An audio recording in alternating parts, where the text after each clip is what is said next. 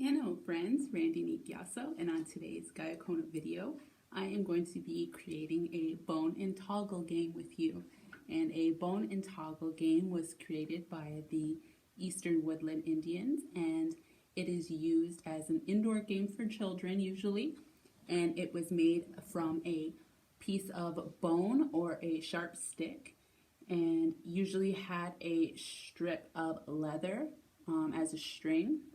And the leather piece was weighted down with pieces of bone or antlers, and on the end was a target or a piece of leather that had holes in it.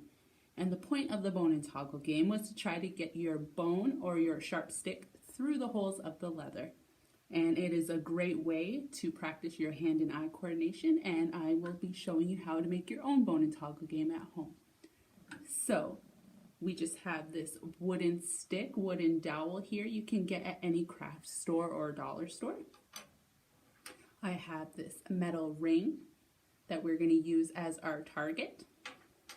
And instead of a leather string, I just have normal string here, or yarn. You can use leather, you can use string, you can use yarn, you can use any kind of rope that you have, a shoelace.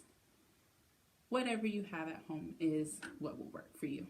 So all you're going to do is you're going to tie a knot to one end of your stick with your string, like this. And on the other end of your string, you're just going to tie it to your ring. And the ring will be your target, like this. So you should have something like this by the time you're finished. And the whole point of the game is, without using your hands and just guiding the stick, you're trying to flip the ring onto the stick.